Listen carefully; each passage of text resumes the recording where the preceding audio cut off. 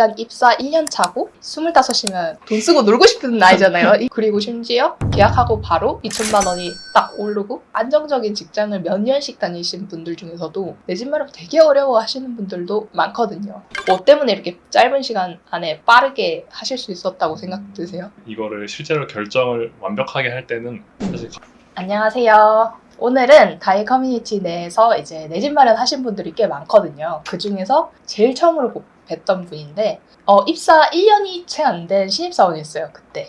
지금 딱 1년 되셨다고, 네, 그죠? 지금 저번 주 기준으로 1년이 됐습니다. 일단 저는 다이 커뮤니티에서 기린이치로 활동하고 있고요.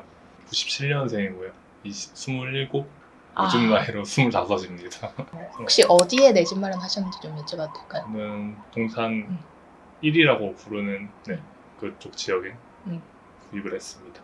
정말 잘 하신 케이스인 게 오늘이 9월 14일이거든요.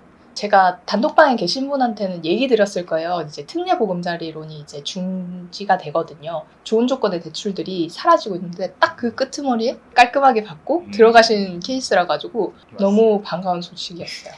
진짜 좋았어요. 그래서 또 다행이라고 생각합니다. 그죠, 진짜. 또 축하할 일이 하나 더 있으시다고. 계약하고 나서 또 오르셨다고 들었어요. 7월에 하셨으면은 지금 2개월 정도. 네, 2개월 지났고 실거래 기준으로는 뭐 많이 오른 건 아니지만 2천에서 3천 정도는 올라 있는 상태입니다. 많이 오른 거 아닌가요? 두세 달 사이인데. 제 돈은 아니라서. 은행과 이제 회사의 돈이죠, 그죠? 그렇긴 해도 와 정말 좀 축하할 일인 것 같아요. 그래서 2천에서 3천이면 사실 회사 일로 벌려고 하면은 그쵸. 너무 힘든 돈이잖아요. 좋은 이제 축하할 만한 얘기는 여기까지 하고 이 영상을 보시는 이제 분들도 좀 궁금할 것 같아요. 어떻게 25세 나이에 1년 차 이제 신입사원이 동탄이면 꽤 좋은 도시인 것 같고 연차도 나쁘지 않았다고 생각하거든요. 네, 2007년에 이제 준공이 돼서 올해로 한 15년, 6년 차 정도 됩니다. 그런 아파트를 사는 게 어떻게 가능했을까? 그 과정이 조금 궁금하실 것 같아요. 그때 처음 뵀을 때 모은 돈도 그렇게 많지 않으셨고 네, 그렇죠. 그냥 그때 얘기한 것도 지역을 좀 이것저것 보자라는 취지에서 임장을 갔던 것 같은데 그러고 나서 한 7, 8개월 만에 또 연락을 주셨잖아요. 네. 계약을 하셨다고. 그래서 좀 신기했어요. 일단 입사 1년 차고 이제 25이면 막 돈 쓰고 놀고 싶은 나이잖아요. 주변에 다 그렇지 않아요? 저 많이들 그렇긴 하죠. 음. 수입이 완전 달라지다 보니까 씀씀이가 많이 커지는 것 같긴 해요. 그런데 기린 씨님은 안 그러셨네요? 네, 저 같은 경우는 이제 학생에서 딱 직장인 넘어갈 시기에 그때 이제 부동산 내용을 좀 접하게 돼서 이제 아직 소비 수준이 늘지 않았을 단계였거든요. 그래서 이 소비 수준이 늘기 전에 먼저 다짐을 하고 가야겠다. 네, 더 늘었다가는 이제 힘들 것 같다는 생각이 들어서 그때부터 좀 절약이나 이런 걸 좀 생각을 하게 됐던 것 같아요. 그렇군요. 그러면 처음에 이제 부동산을 관심 가지게 되면서 가장 먼저 공부했거나 접했던 게 어떤 거였어요? 처음에는 저도 책이 좀 많이 도움이 됐던 것 같아요. 추천해주고 싶은 책 한 권만. 다이 커뮤니티 전자책도 지금 그런 게 아니었는데. 아니, 도움이 되긴 했습니다. 네. 그리고 저 같은 경우는 그 부익남님의 그 운명을 바꾸는 투자 수업이나 부동산 수업인 것 같은 그런 책이 있는데 그 책을 좀 많이 봤던 것 같아요. 그분도 신입사원부터 뭔가 열심히 해서 나중에 부를 이루신 분이라서 좀 이입해서 봤던 것 같습니다. 내가 들어갈 집이 이제 있다라고 생각하니까 좀 마음이 좋아지셨나요? 그렇죠. 그래도 일단 집 크기 자체에서 넓어지기도 하고 그냥 제 명의로 된 자산이 있다는 것 자체가 좀 편안함을 주는 것 같아요. 회사에서 어려움이 있더라도 내 자부심이 하나 생긴 느낌도 있어서 여러 방면으로 좋습니다. 여기까지 좋은 얘기만 했는데 네. 사실 집을 다 내 돈으로 산 건 아니잖아요. 그쵸. 그래서 약간 대출 이자에 대한 조금 부담도 있을 것 같은데 네네. 좀 거부감이나 혹은 무섭다 혹은 부담된다 이런 부분이 없으셨나요? 그 부모님 같은 경우도 대출을 굉장히 꺼려하시는 분들이라서 사실 뭐 처음에 표면적으로 드러내지는 않았는데 일단 대출이란 단어에 되게 예민하게 반응을 하시긴 했거든요. 아, 그랬어요. 네. 그럴수록 제가 제 상황을 좀 더 따져봤던 것 같아요. 그러니까 제가 벌어들이는 그런 월 수익에서 내가 얼마까지를 버틸 수 있을까라는 것들을 좀 철저하게 계산을 해봤던 것 같고, 저축을 하고 남은 돈으로 생활을 하잖아요. 그럼 그 남은 돈을 모두 대출 이자로 내도 내 생활에 전혀 문제가 없겠구나라는 판단이 들어서 많이 흔들릴 것 같진 않다라고 생각을 해서 대출을 실행했습니다. 혹시 지금 저축을 몇 % 하고 계세요? 지금은 월에 70에서 80% 사이인 것 같아요. 와, 70%에서 80%? 제가 이걸 해봤거든요. 정말 필요한 뭐 의식주에 쓰는 것들 제외하고 나면 없잖아요, 사실. 그렇죠, 많이 없죠. 진짜 열심히 하셨네요. 많이 질문하시고 궁금해하시는 게 지역 선정을 어떻게 하냐. 투자적으로 생각하셨을 때는 지금 지역이 괜찮다라고 생각하신 이유가 있으신가요? 하락의 폭을 좀 많이 봤던 것 같아요. 제가 공부를 했던 시기가 22년 이제 말부터 한창 하락하던 시기고, 네, 제가 구매를 했던 게 23년 중반이다 보니까 하락을 넘어서 이제 고개를 꺾기 시작하는 네, 그런 부분이었거든요.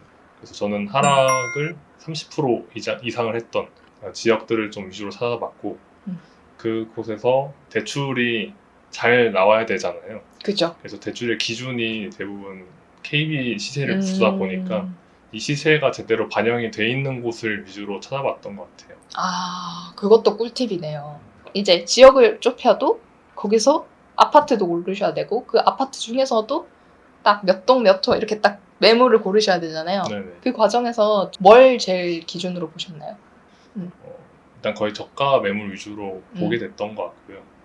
이게 실제로 살 집이다 보니까 어떤 층 같은 경우는 사실 밖에서 보이는 경우도 많잖아요. 또 너무 저렴해도 그냥 굳이 들어가진 않겠다. 1층, 2층은 확실히 가보니까 조금 힘들 것 같다라는 생각이 드시던가요? 처음에는 가격적으로 너무 저렴하니까 들어가고 싶은 마음이 계속 들거든요. 근데 이게 처음에 제가 본 시간대가 낮 시간대여서 네. 사실 밖에서 보려고 하면은 이게 햇빛 때문에 오히려 안 보이는 경우도 있었는데 저녁에 가니까 오히려 바깥이 다 어둡고 그 집만 밝다 보니까 밖에 너무 잘 보이더라고요.